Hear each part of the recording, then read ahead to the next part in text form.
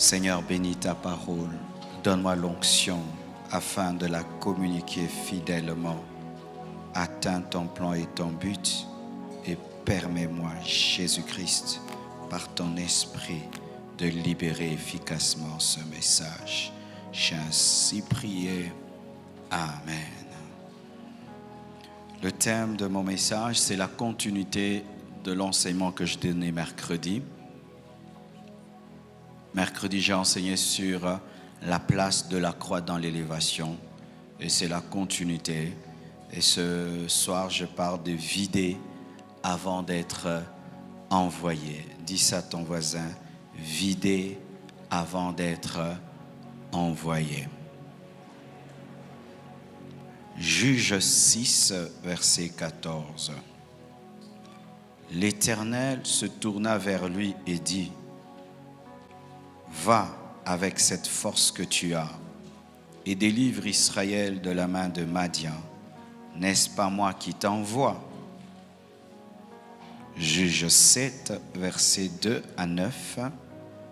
La Bible dit: L'Éternel dit à Gédéon: le peuple que tu as avec toi est trop nombreux pour que je livre Madian entre ses mains.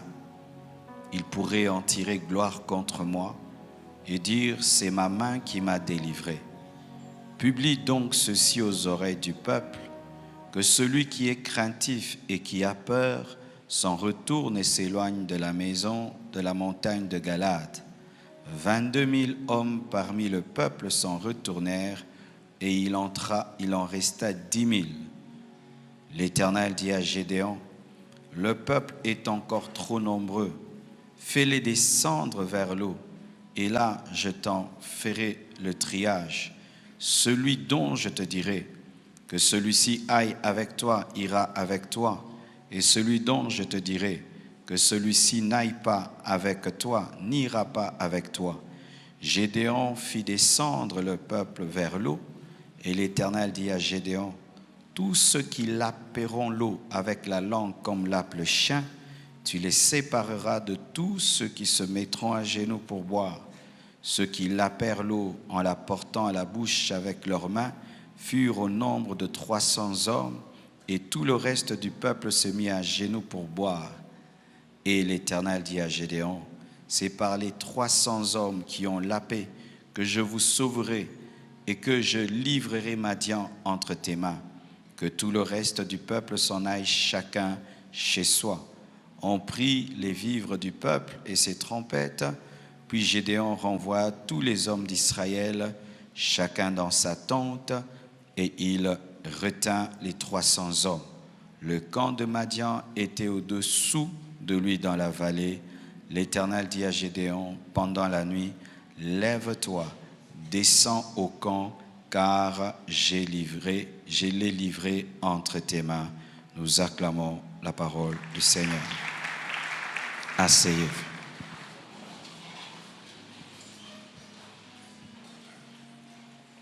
Vider avant d'être envoyé.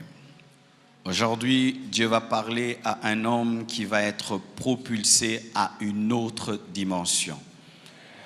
Aujourd'hui, Dieu va parler à un homme qui est en train de chercher le chemin qui mène à la vraie grandeur. Aujourd'hui, Dieu va donner des secrets à quelqu'un qui veut connaître la vraie élévation qui vient de l'Éternel. Aujourd'hui, Dieu va équiper un champion d'un caractère qui va le propulser à un autre niveau. Aujourd'hui, Dieu va commencer un travail dans ta vie. Et il va même t'expliquer ce qu'il fait dans ta vie. Ces choses que tu vis, que tu ne comprends pas, et que tu penses être des malédictions et des punitions divines, tu les aimeras, tu les embrasseras, car tu comprendras que c'est le chemin de ta destinée. Alléluia. J'aime ce que je vais te dire. Et je crois à 100% à tout ce que je vais t'annoncer ce soir. Et je crois que si tu libères ta foi dans ce message, ta vie va être lancée à un plus haut niveau. Alléluia. Vider pour être envoyé. On ne dit pas ça. Humainement, on ne dit pas ça. Humainement, c'est rempli pour être envoyé. Car lorsque le monde t'envoie, il te remplit. Voyez les guerriers et les militaires, lorsqu'on les envoie, on les remplit d'armes, de bottines, on les remplit de casques, de mitraillettes. Vous voyez quelqu'un de mince, il devient lourd parce que c'est un grand commando qui est envoyé à la guerre. Mais Dieu, contrairement, lorsqu'il envoie ses commandos, il ne les remplit pas, il les diminue. Et il les diminue pourquoi? Ils doivent collaborer avec l'air parce que ce sont des aigles. L'armée de Dieu n'est pas terrestre, elle est céleste. Ce qui est terrestre doit peser pour ne pas être emporté et bien profiter de la loi de la gravité. Mais ce qui est céleste doit se débarrasser afin de s'élever dans les hauteurs. C'est pourquoi Dieu nous vide avant de nous lancer. Mes frères et sœurs, Dieu vide toujours avant de remplir. Il ne peut remplir ce qui est rempli. C'est pourquoi certains, vous avez un problème pour être rempli du Saint-Esprit. Lorsque le Saint-Esprit veut te remplir, il te trouve déjà rempli. Il te trouve déjà rempli de toi-même, rempli de ton intelligence, de ta connaissance. Et il n'a que faire dans ta vie. Pas parce qu'il n'est pas puissant, mais parce qu'il n'y a pas de place pour lui. Ce sont les personnes vides qui sont remplies du Saint-Esprit. Les personnes pleines ne sont pas remplies du Saint-Esprit. Une personne pleine, c'est une personne orgueilleuse. C'est une personne satisfaite. Une personne qui n'a pas faim. Une personne qui n'a pas soif. Une personne qui pense être quelque chose. Mais une personne qui dit « je ne suis rien, je ne peux rien, je ne connais pas, je ne sais pas », invite le Saint-Esprit. Car le Saint-Esprit aime la faiblesse. Le Saint-Esprit aime le manque. Le Saint-Esprit aime ceux qui disent « je n'ai rien », pour qu'ils deviennent le tout dans leur vie. Tant que Pierre pensait pouvoir, l'Esprit de Dieu ne l'avait pas rempli. Mais le jour qu'il a compris qu'il n'était rien, alors ce jour-là, il pouvait être revêtu de puissance. Vous qui cherchez la puissance de Dieu, le secret de la puissance est dans la faiblesse. Vous qui cherchez la plénitude du Saint-Esprit, la plénitude du Saint-Esprit dans le vide, ce sont les personnes qui sentent un grand vide, qui sont remplies de l'Esprit. Remarque, quand est-ce que tu pries le mieux? C'est quand tu sens un vide. Quand est-ce que tu passes beaucoup de temps devant Dieu? C'est quand tu sens que tu n'es rien. C'est quand tu pries beaucoup. Mais quand tu es rempli de toi, de tes réalisations, de tes capacités, 30 minutes déjà te suffisent pour quitter la présence de Dieu parce que tu sais que tu peux. Mais quand tu regardes un défi, tu te regardes, tu dis « je ne peux pas ». Tu n'es pas pressé de quitter la présence de Dieu. Tu as tellement besoin qu'il soit avec toi que tu dures dans sa présence afin d'être sûr que lorsque tu sortiras, il sortira avec toi. C'est seulement les personnes vides qui sont remplies. Dieu ne remplit jamais ce qui est rempli.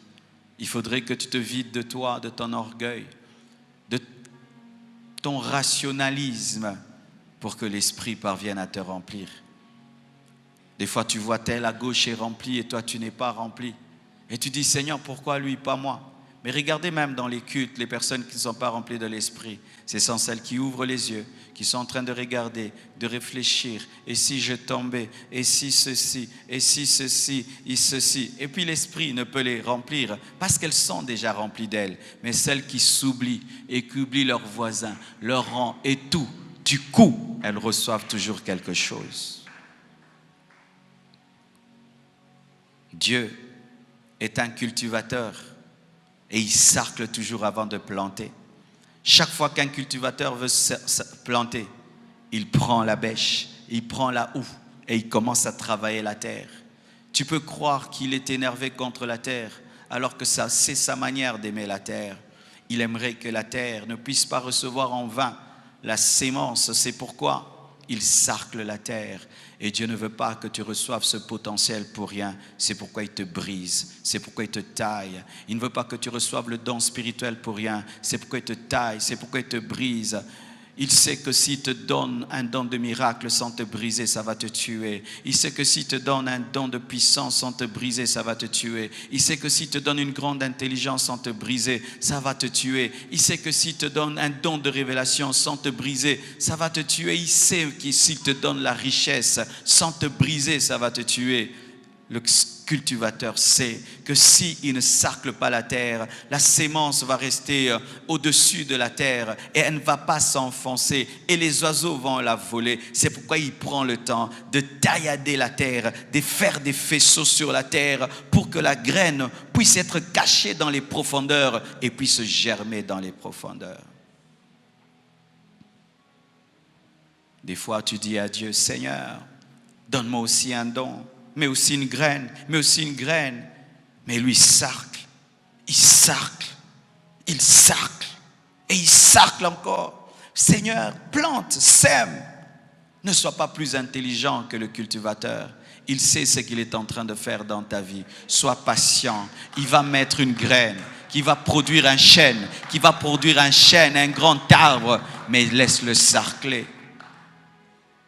Plus l'arbre est grand, plus on creuse. Et plus la destinée est grande, plus on creuse. Si tu sens Dieu beaucoup creuser dans ta vie, c'est une prophétie que tu es un géant. Si tu sens Dieu beaucoup creuser dans ta vie, sache que tu es un géant. Si tu sens Dieu beaucoup creuser dans ta vie, sache que tu es un géant. Et des fois, tu penses que Dieu ne t'aime pas, alors que c'est sa manière de t'aimer. Il sait que tu es un géant. Et un géant doit être profond. Cette construction que vous voyez va s'élever. Elle sera peut-être le plus grand immeuble de tout ce quartier. Mais souvenez-vous quand on était en train de creuser, ce n'était pas beau, mais c'était profond et puissant. Ce n'était pas bien, mais c'était bien. C'était bien pour l'architecte, ce n'était pas bien pour nous. Pareil aussi, tu n'aimes pas ton école, mais Dieu aime ton école. Oh! Je me souviens quand je me chamaillais avec les architectes. Mais qu'est-ce qu'il y a? Montez, montez. Je leur disais de monter, ils descendaient. Monter, ils descendaient. Mais aujourd'hui, je leur donne raison. Quand je vois où nous allons, je leur donne raison. Et Dieu sait où tu vas. Et tu lui donneras raison. Si tu ne lui donnes pas raison aujourd'hui, tu lui donneras un jour raison. Il descend très profond parce que tu monteras très haut. Et il connaît en avance les tempêtes qui vont souffler sur toi. C'est pourquoi il te prépare par la fondation à ta hauteur. Il te prépare par ta fondation à la hauteur. C'est pourquoi tu ne grandis pas chez ta mère. Parce que ta mère est trop gentille. Tu grandis chez ta grande sœur. Pour que ta grande sœur soit dure. Parce que toi, tu vas épouser un homme dur, un homme élevé, un homme grand. Et l'école de ta grandeur n'est pas chez maman. L'école de la grandeur, c'est chez ta grande sœur. Reste chez elle. Même si elle est dure, même si tu ne la comprends pas, c'est elle qui a le cours pour ta destinée. Accepte cela. Accepte cela. Ne quitte pas. Ne quitte pas. Ne va pas habiter chez ta grand-mère. Reste chez la grande sœur. C'est elle qui a le cours de ta destinée.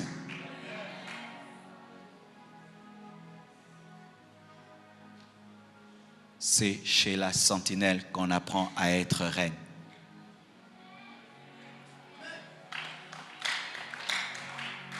Ce n'est pas chez la reine qu'on apprend à être reine, mais chez Mardoché qu'on apprend à être reine. Car Hégaï n'a pas transformé Esther. Esther était déjà formée par la sentinelle. C'est la sentinelle qui a donné à Esther, la reine, l'éducation de la reine. Si les parents d'Esther étaient vivants, jamais ne serait reine. Il fallait que ses parents meurent pour qu'elle ait habité chez le professeur Mardoché. Pendant un temps, tu regardes ta vie. Tu dis, pourquoi maman est partie? Pourquoi papa est parti? Pourquoi je suis pauvre? C'est pour que tu ailles étudier dans un internat où tu rencontreras un homme qui va influencer ta vie. Et quand tu seras grand, c'est le cours que tu as reçu dans cet internat-là au Bas-Congo qui changera ta vie. Aimez votre école, car votre école est spéciale pour votre destinée.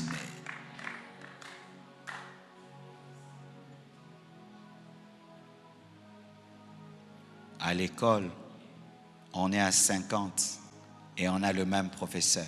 Mais dans la destinée, c'est une université avec un prof et un élève.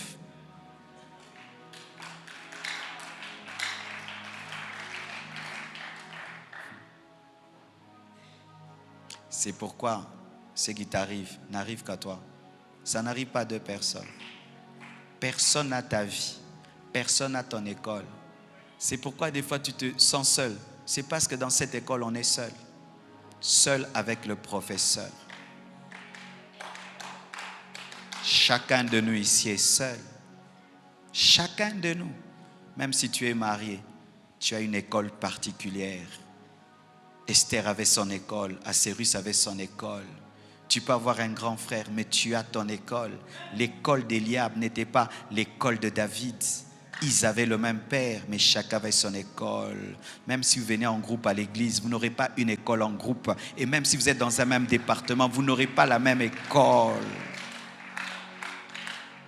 C'est pourquoi ne regarde pas à l'autre pour comprendre ta vie. Regarde au professeur et tu comprendras ta vie.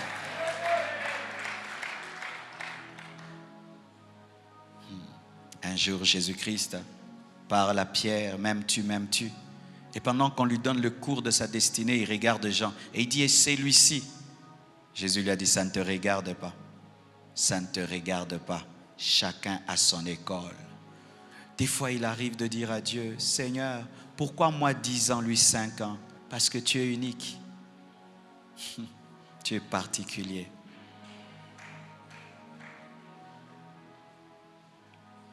Il y a un temps dans ma vie, je croyais que mes parents étaient injustes avec moi. Je suis le seul de ma famille qui est parti à l'internat à l'âge de 12 ans. À l'âge de 12 ans, j'étais à l'internat. Mais j'ai vu ce que ça fait de moi. Un homme discipliné, un homme autonome, un bagarreur, un guerrier. Il fallait qu'on le fasse parce que ma vie, c'est la guerre. Et il fallait déjà à 12 ans que j'apprenne à me battre, que j'apprenne la discipline. Bénissez Dieu pour vos écoles. Aimez vos écoles. Aimez vos souffrances. Aimez vos souffrances. Aimez vos difficultés. Cherchez à comprendre ce que Dieu veut vous enseigner par vos souffrances. Et vous sortirez de vos souffrances avec une leçon pour le monde. Et aujourd'hui, je prêche Esther. Mais Esther, pour être Esther, devait être orpheline.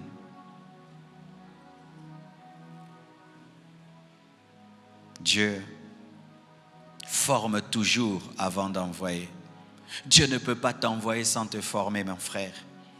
Si on te dit tu seras grand, tu seras grand, tu seras grand, c'est bien. Mais on n'a pas tout dit. Tu seras formé. Et quand Dieu forme, il utilise les circonstances. Il utilise les bonnes et les mauvaises personnes. Des fois, une bonne personne viendra t'apprendre l'amour. Et puis une mauvaise personne viendra t'apprendre à pardonner. Des fois, une circonstance t'apprendra à pleurer. Et une autre circonstance t'apprendra à rire. Une autre circonstance t'apprendra à te défaire des biens de ce monde. Une autre circonstance t'apprendra à être courageux. Une autre circonstance t'apprendra la compassion. Une autre circonstance t'apprendra la sainte colère. Et à l'école de Dieu, tu ne décides pas de quand le cours commence et quand le cours finit. Et tu ne décides pas du cours que tu dois avoir. C'est le professeur qui décide le cours que tu dois avoir. Et tant que tu n'as pas réussi, il va continuer jusqu'à ce que tu auras la collation. Et lui seul sait quand est-ce que tu seras collé. Il a appelé les apôtres pour être avec lui, afin de les former pendant 3 ans. Et lorsqu'il a vu qu'il pouvait, alors le Saint-Esprit est venu. Ils ont été envoyés. Il crucifie toujours avant d'élever. Chaque fois que Dieu voudra t'élever, il va te tuer. Il va te tuer, mon frère. Et tu sentiras ça, qui te tue. Tu sentiras. Mais Dieu, qu'est-ce que tu me veux? il va détruire ta réputation, il va détruire ta personnalité, il va détruire tout ce à quoi tu tiens pour que tu ne tiennes que lui. Pour que tu ne tiennes que lui. Il sera ta seule bouée dans l'océan. Tu n'auras pas deux bouées, tu n'auras que lui. Tu ne tiendras que lui. C'est pourquoi il fera quoi? Il va t'enlever tout ce que tu tiens, tout ce qui tient, tout ce que tu tiens, il va enlever pour que tu n'aies que lui seul. Et que chaque fois que tu auras un problème, tu ne penseras pas à quelqu'un, tu ne penseras qu'à lui, car tu n'auras que lui. Heureux tu es, toi qui n'as que Dieu. Heureux tu es, toi qui n'as que Dieu. Heureux tu es, toi qui n'as que Dieu sur cette terre. Heureux tu es, toi qui n'as rien si ce n'est que par Dieu. Toute ta vie est un témoignage. Tout ce que tu as, c'est un témoignage. Heureux tu es. Heureux tu es, toi qui es le produit de Dieu. Il t'a tué, il t'a ressuscité. Un ressuscité n'est jamais orgueilleux parce qu'il sait que s'il vit, ce n'est pas par sa santé, c'est par un miracle. Toi qui passes par le chemin de la mort, tiens bon, continue, ne te ressuscite pas, ne sors pas du tombeau avant 3 jours, laisse Dieu le faire. Car la résurrection te donne une autre dimension, car celui qui ressuscite traverse les murs et Dieu va te ressusciter. Tu seras plus grand que ce que tu étais quand tu étais vivant. Il te fait reculer pour te faire sauter. Il te fait reculer pour te faire sauter. Toi qui as repris l'année académique, c'est parce que tu as appelé à devenir un professeur et tu n'as pas maîtrisé le cours dans lequel tu vas exploser. C'est pourquoi Dieu fait que tu puisses reprendre pour que tu maîtrises le cours qui sera le cours de ta destinée.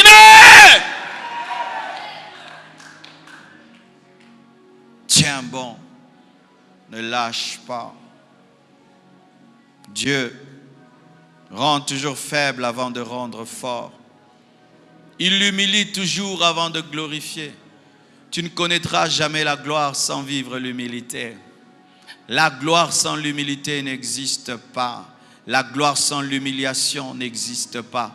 Toute personne qui a été glorifiée par Dieu a été humiliée par Dieu. Toute personne qui a été glorifiée par Dieu a été humiliée par Dieu. C'est pourquoi quand tu vois l'humiliation, sache que la gloire est en train de venir. Quand tu vois les motards, sache que le président est en train de venir. Et quand tu vois l'humiliation, sache que la gloire est en train de venir. De la même manière que les motards annoncent le président, de la même manière l'humiliation annonce la gloire. Bénis le Seigneur pour l'humiliation, parce que ta gloire est proche. La gloire de Dieu va se manifester dans ta vie. Et autant tu seras humilié, autant tu seras glorifié. Car autant tu descends, autant tu monteras. Il est descendu dans les profondeurs de la terre, il est assis à la droite de Dieu le Père. Il est descendu dans les profondeurs de la terre, et c'est pourquoi il est assis à la droite de Dieu le Père. Autant tu descendras, autant tu monteras. Autant tu seras humilié, autant tu seras élevé. Autant quelqu'un descend sur un tremplin, autant il monte.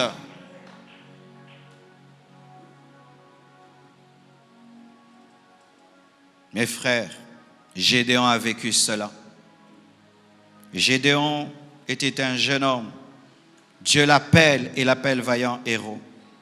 Waouh, c'est un homme merveilleux, vaillant héros. Et quand Dieu l'appelle, il pense que du coup, il va vivre le vaillant héros. Et il constitue une armée de 32 000 personnes. 32 000 personnes. Et lorsqu'il a cette armée de 32 000 personnes, il est sûr qu'avec cette armée, il vaincra ses ennemis. Dieu regarde, il dit non, Gédéon, ils sont trop nombreux pour qu'ils aillent se battre.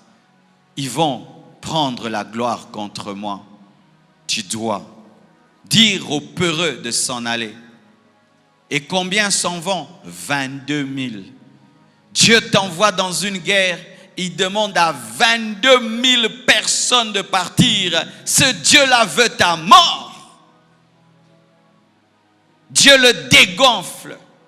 Dieu le vide avant de l'envoyer. Et je crois que lorsque Gédéon a gardé 10 000, il a dit, Dieu me laissera quand même ceci. 22 000 déjà sont partis. Et Dieu dit, ils sont toujours nombreux. C'est quand tu viens de vivre un brisement et tu dis, il n'y a pas plus fort que ça.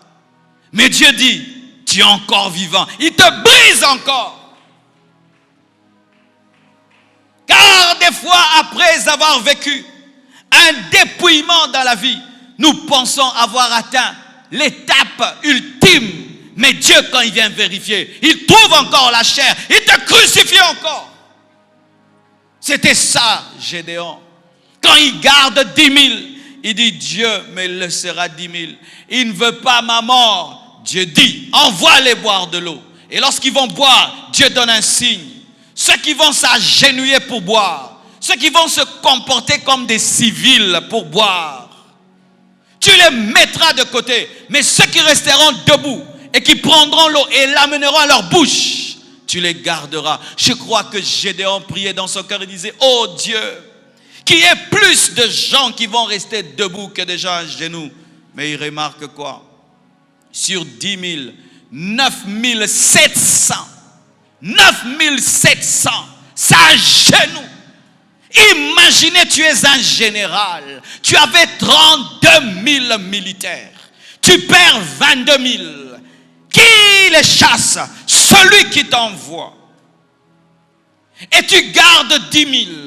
Et sur les 10 000, tu vois 9 700 s'agenouiller pour boire, être disqualifié par celui qui t'envoie. Et tu n'as que 300. Dans ton cœur, tu dis, aujourd'hui je suis mort. Ce Dieu ne m'aime pas. Ce Dieu est mauvais. Ce Dieu est un piège. Vous qui êtes en train de vivre des temps de dépouillement, où Dieu t'arrache les amis, il t'arrache les relations. Tu avais quelques 3, il prend 2. Tu penses qu'il va te laisser le 1, il revient encore et celui-là, il ne veut pas. Il dit ça plus jamais dans ta vie, ça plus jamais, ça plus. Et tu dis, au moins il va me laisser ça. Il vient aussi, prends ça. Et tu n'as rien, parce qu'aller à la guerre avec 300 personnes, ce n'est rien à voir. Il te donne rien pour aller à la guerre. Mais il te dit seulement, je serai avec toi. Il te dépouille pour que le je serai avec toi résonne dans ta tête. Et ainsi, quand il s'en allait, il ne regardait pas les 300, il regardait l'Éternel. Dieu est en train de changer le positionnement de ton regard en faisant que tout ce qui est à terre puisse être vidé, pour que tu n'aies plus de rien de consistant par terre et que tu regardes que l'Éternel. Et lorsqu'il allait avec ses militaires, Gédéon, l'Éternel sera avec nous. Il a dit que nous allons battre Madian, mais ce sera pour sa gloire. Pourquoi Dieu a dépouillé Gédéon? Lui-même répond et dit, pour que vous ne tirez pas gloire contre moi. Pourquoi Dieu nous dépouille avant de nous envoyer? Parce que les hommes non dépouillés volent toujours la gloire de Dieu.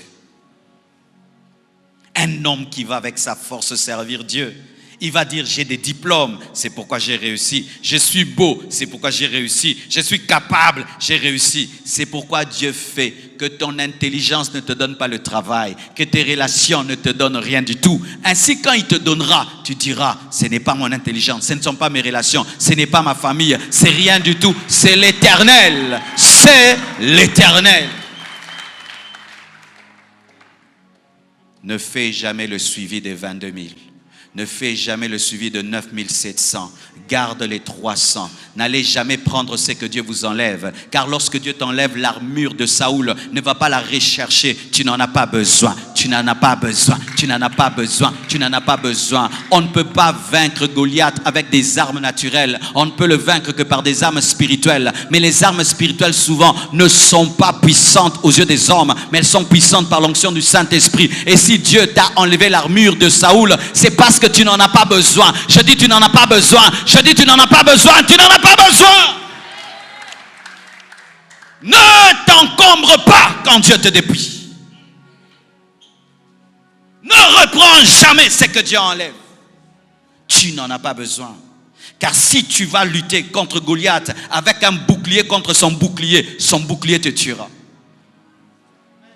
Si tu vas lutter contre Goliath avec une lance alors qu'il a une lance, sa lance te tuera. Mais si tu vas avec les armes de Dieu, tu opères dans une autre dimension, dans une autre catégorie, et il n'est pas préparé à une fronde, il est préparé à une lance.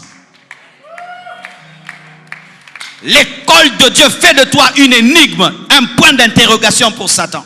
Où il ne comprend pas ta technique. Comment tu peux venir à la guerre avec les armes de berger? Technique de Dieu.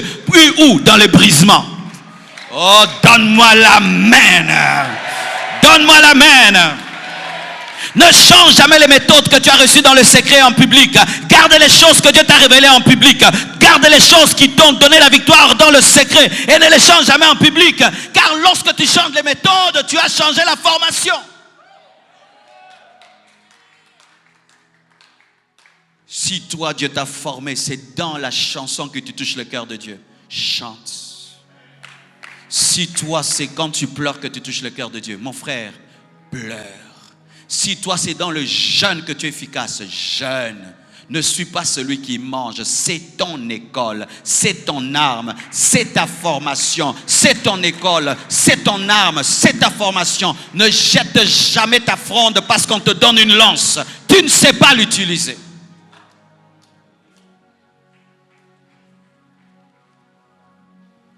Alléluia. Je crois que Gédéon, lorsque Dieu l'a envoyé, il sentait qu'il reculait. Tu me prends 22 000, tu me prends 9 700, tu me donnes 300. J'ai reculé. Oui, Dieu, pour t'élever, te fait reculer parce qu'il est derrière. Il est derrière. Il t'amène à descendre parce qu'il t'entend en bas. Il n'est pas en haut, il est en bas. Et il te prend en bas, il te fait monter pour que tu saches que c'est lui. J'étais prédicateur dans une église et Dieu m'a dit, quitte là-bas, va prier ailleurs. Je vais là-bas, prédicateur que j'étais. Là-bas, Dieu me dit, tu portes les bancs. Je vois des bancs. Dieu me dit, tu portes les bancs. J'ai dit, non, moi là-bas, je prêchais déjà. Dieu dit, oui, tu prêchais déjà. Ici, tu portes les bancs. J'ai reculé, j'ai commencé à porter les bancs, moi qui étais prédicateur. Et on a dit aux gens dans l'église où j'étais, vous savez Marcelo, là-bas, il est devenu porteur des bancs. J'ai porté les bancs de tout mon cœur. Et puis j'ai commencé à chauffer le tam-tam de tout mon cœur. Et puis j'ai commencé à mettre la bâche de l'église de tout mon cœur. Et puis j'ai commencé à entonner les cantiques de tout mon cœur. Et puis j'ai commencé à prêcher à la jeunesse de tout mon cœur. Et puis on a prié pour moi. Je suis devenu le pasteur de 30 personnes de tout mon cœur. Et Dieu a fait ce qu'il a fait aujourd'hui. Je devais reculer. C'est par les bancs que je vous ai rencontrés. Car il m'avait dit, si tu es fidèle en banc, je te donnerai les hommes. Car si tu peux aimer un banc, tu peux aimer une personne. Ne refuse pas de prendre soin des animaux parce que Dieu t'a promis les hommes. Avant que tu ne deviennes le roi David, tu seras le berger David. Avant que tu sois le pasteur Marcelo, tu seras le protocolaire Marcelo. Et caché dans le protocolaire, le pasteur. Frère, sœur, tu vois, un diamant dans un emballage en or est un diamant. Un diamant dans un emballage à bout est un diamant. Tu es d'abord dans l'emballage à bout. Ne casse pas le diamant à cause de l'emballage. Garde le diamant. Un jour, on va déchirer et le diamant qui est en toi sortira et on le placera dans de l'or. Est-ce que vous comprenez ce que je vous dis? Je ne me fatiguerai jamais de vous. Vous savez pourquoi? Je ne me suis pas lassé de porter des bancs. Je ne me lasserai jamais de vous. Je ne me suis jamais lassé de balayer l'église. Je faisais dans l'église ce que je ne faisais pas chez nous. Chez nous, on ne m'envoyait pas au marché. L'église m'envoyait au marché. Chez nous, je ne balayais jamais. L'église me faisait balayer. Chez nous, on me parlait comme un prince. À l'église, on me parlait comme un domestique. C'est là que j'ai appris l'autorité. J'ai appris de m'humilier sous quelqu'un qui n'est pas mon père, parce qu'il est pasteur. Je me suis humilié et l'onction de cet homme de Dieu est venue sur moi. La puissance qui était sur lui est venue sur moi. La parole qui était en lui est venue en moi. Tu veux être grand? Accepte les basses besognes. Tu veux monter? Accepte de diminuer. Et je t'assure, tu es au bon endroit pour marquer.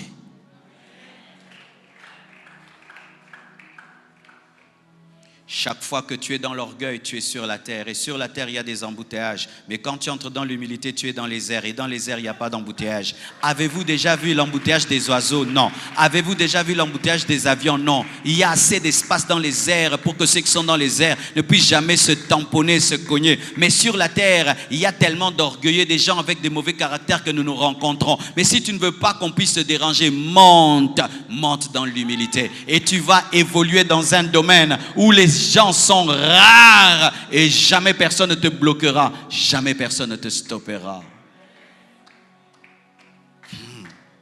L'humilité de David a fait qu'il puisse accepter de paître les animaux. C'est là que la royauté l'a cherché. Il y avait trop d'embouteillages dans la maison, mais il n'y avait pas d'embouteillage dans la bergerie.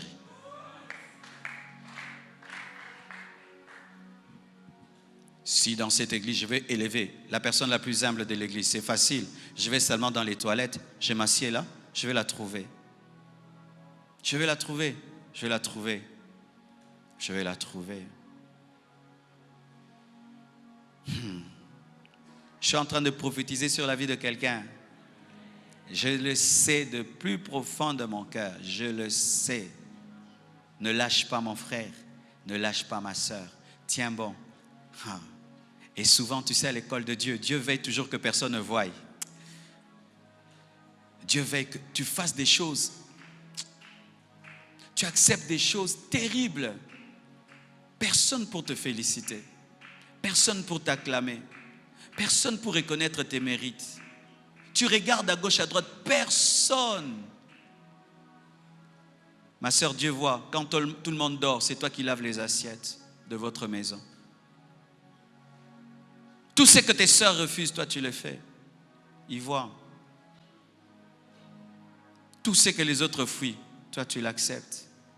Personne ne te dit merci, personne ne t'acclame, personne ne reconnaît ta valeur. Ne jette pas ton école. Continue, continue, continue, continue. Dieu ouvrira les yeux de Boaz.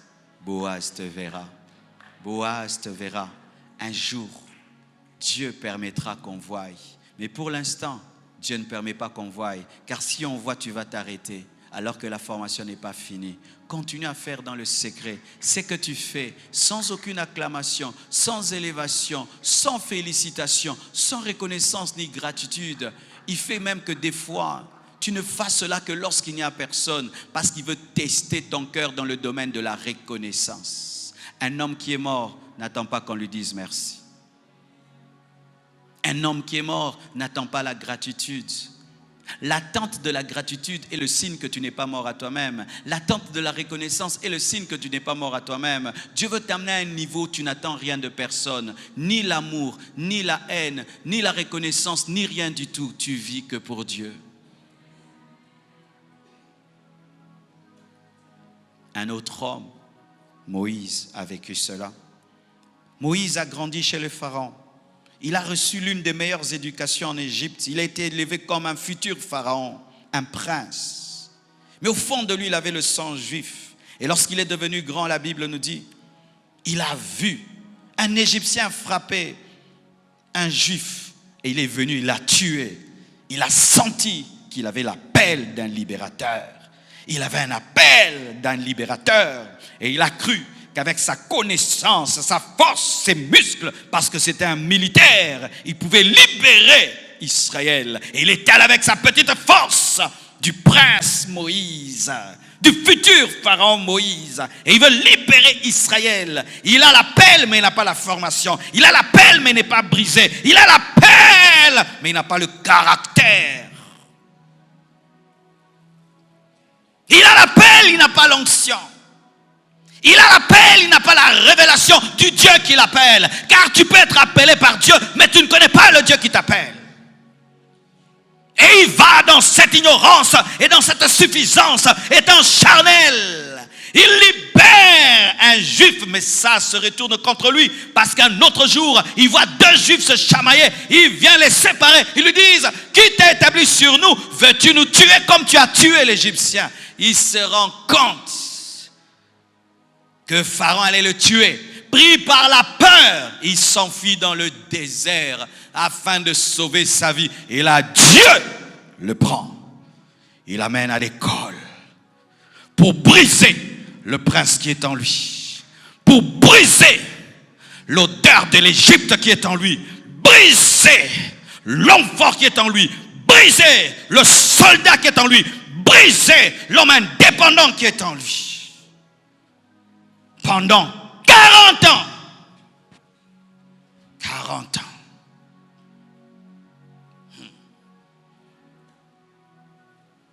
Il fallait 40 ans pour que Dieu brise l'orgueilleux Moïse. 40 ans.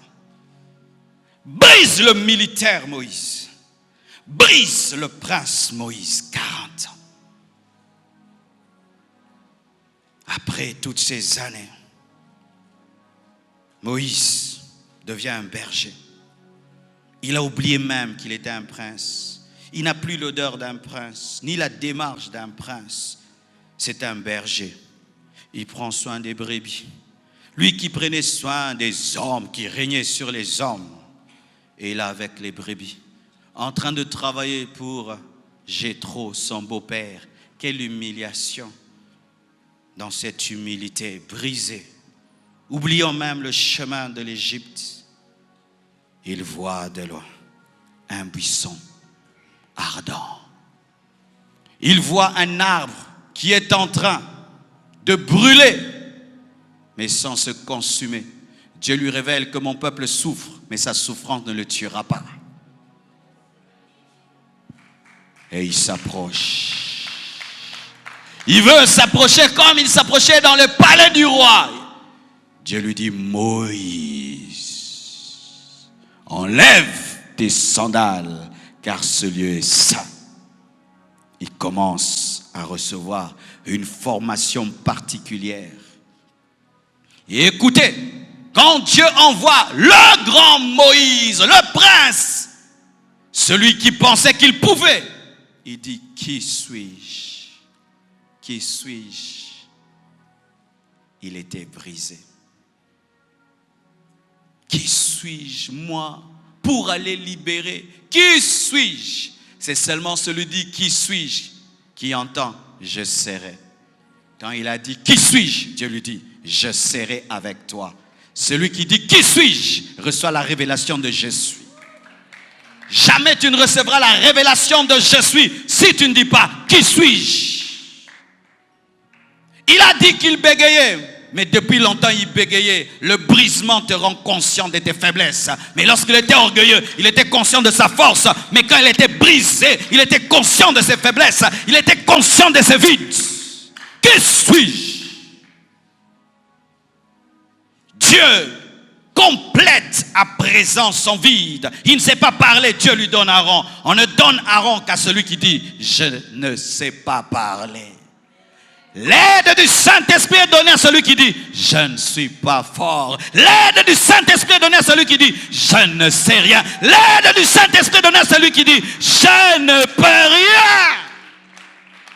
Je te donne Aaron. Il sera ton interprète. Il complétera ta faiblesse. L'homme qui avait un cep avait un bâton. Le bâton du berger. Mais Dieu vient. Il utilise ce bâton du berger qui devient plus puissant que le cep de l'Égypte. Quand Dieu te dépouille, il te donne des armes faibles, mais qui deviennent plus puissantes que ta force. Et il lui donne quoi? Qu'est-ce que Dieu donne à Moïse pour aller libérer Israël? Un bâton et des promesses. Moïse était un général, il connaissait la guerre et il connaissait la puissance de Pharaon. Et il savait bien qu'on ne peut pas vaincre Pharaon en parlant, et avec un bâton. Mais comment il peut aller? Il était mort à son intelligence. Aaron, ils vont sortir. Dieu a dit. L'intellectuel était mort. Le raisonneur était mort. L'homme qui dit 1 + 1 = 2 n'était plus. Il pouvait croire que la mer Rouge pouvait s'ouvrir. Il pouvait croire qu'il pouvait marcher entre deux eaux séparées. Il pouvait croire que Dieu pouvait changer les ténèbres en lumière, la lumière en ténèbres. Il pouvait croire que Dieu pouvait changer l'eau en sang. Il pouvait croire que son bâton pouvait avaler d'autres bâtons. Il pouvait croire que Dieu pouvait frapper. Les premiers nés d'Égypte sont touchés, les premiers nés des Israélites, rien qu'à cause du sang. Oh Seigneur, aide-nous à sortir de notre intellectualisme qui nous empêche de saisir ta révélation. Donne-nous de sortir de l'orgueil afin d'opérer dans la puissance. Donne-nous de sortir de nos propres capacités pour opérer dans tes capacités. Je vous assure, si Dieu avait pris autant de temps pour briser Moïse, parce que Moïse n'est pas n'importe qui, c'est parmi les hommes les plus utilisés dans la Bible. Si Moïse n'était pas brisé, je vous dis aujourd'hui, nous n'aurons pas eu que le branhamisme, l'islam et tout le reste. Il y aurait aujourd'hui le moïsisme. Et je vous dis, si Moïse avait volé la gloire de Dieu, avait fait une doctrine, elle serait plus difficile à détruire parce que cet homme a fait réellement des miracles. Vous imaginez la religion de Moïse, comment ce serait difficile? Certains ici, on les prie tous les jours, ils n'ont rien fait. On les adore, ils n'ont rien fait. Mais Moïse a causé avec Dieu. Moïse a ouvert en deux la mer Rouge. Mais écoutez cet homme, après avoir expérimenté tous ces miracles, qu'est-ce qu'il dit? Si j'ai trouvé grâce à tes yeux, montre-moi ta gloire. Moïse, tu as déjà vécu la gloire de Dieu. Tu as vécu des miracles. Ce n'est pas ça la gloire de Dieu. Je ne veux pas la main de Dieu. Je veux le visage de Dieu. Je veux le voir face à face.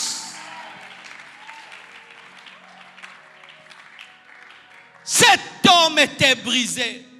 Dieu ne vante jamais un homme, mais il parle de Moïse, il dit que c'est l'homme le plus patient de sa maison. Dieu lui-même dit, Moïse est l'homme le plus patient. Moïse patient, mais Moïse a tué quelqu'un seulement parce qu'il se chamaillait. Il a transformé l'impatient en homme le plus patient. Il a transformé le colérique en homme doux, qui pouvait intercéder même pour sa sœur, qui avait touché à son autorité, qui pouvait même prier pour Israël, qui dit, Dieu, si tu ne les fais pas entrer, enlève-moi de ton livre. Il a accepté d'aller en enfer si Israël ne va pas être sauvé. Quel niveau de brisement, quel niveau d'amour. Un tel cœur ne se fabrique pas. Un tel cœur ne s'imite pas. Un tel cœur est un miracle du brisement. Tu peux imiter des choses. Il y a des choses qui ne s'imitent pas. Ces choses ne se donnent que devant le buisson ardent. Ces choses ne se donnent que par révélation. Ces choses ne se passent que dans l'intimité. Tu peux tout imiter, mais il y a des choses qu'on n'imite pas. Et Dieu lui dit, nul ne peut voir ma face et vivre. Mais place-toi sur le creux du rocher. Je passerai devant toi et tu verras mon dos. Et Moïse a vu le dos de Dieu. Le dos de Dieu, pour moi, c'est l'Ancien Testament. Mais quand il est mort, Jésus-Christ est venu sur la terre. Et lorsque Jean le Baptiste l'a vu, il a dit, voici l'agneau de Dieu qui ôte les péchés du monde. Et Moïse avait prophétisé que Dieu vous suscitera un prophète qui sera plus grand que moi. Écoutez-le, Jésus-Christ vient, il confirme la parole de Moïse. Et un jour, il amène ses disciples à la montagne de la transfiguration. Et pendant qu'il est en train de prier, tout d'un coup, Moïse et Élie apparaissent. Et Moïse voit la face, Dieu l'exauce. Parce qu'il était mort, Dieu l'exauce, il voit la face. Moïse a été exaucé. Il était mort et il a vu. Tu veux voir la gloire de Dieu, tu dois mourir à ton orgueil. Tu veux voir la gloire de Dieu, tu dois être dépouillé de toi-même. Sinon, tu ne verras que le dos. Car déjà voir le dos, c'est quand même grave. Mais ce n'est pas la face. La face, c'est Christ. Moïse ne voulait pas la main de Dieu. Ceux qui connaissent Dieu cherchent la face. Et ceux qui ne le connaissent pas cherchent les mains. Mais c'est celui qui voit la face qui a les voix. Et celui qui a les voix a la main. Car il devient le professeur dans les domaines de la main. Car les voix sont les principes qui te donnent la face et la main. Comment pouvait-il avoir soif de plus après ce qu'il a vécu? Comment quelqu'un peut encore avoir le désir des grandes choses? Ce n'est pas le total qu'un homme peut faire. Non. Moïse est tellement creusé que rien ne pouvait le remplir. Seul Dieu pouvait remplir le cœur de Moïse.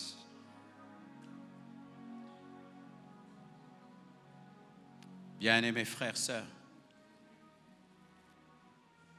j'aimerais vous dire que ce que je prêche, je vais même le prêcher mercredi prochain parce que je vais vous parler de 2 ou encore 3 autres personnes. Mais sachez que c'est vrai. Quand j'étais un enfant, j'ai reçu des prophéties comme pas possible.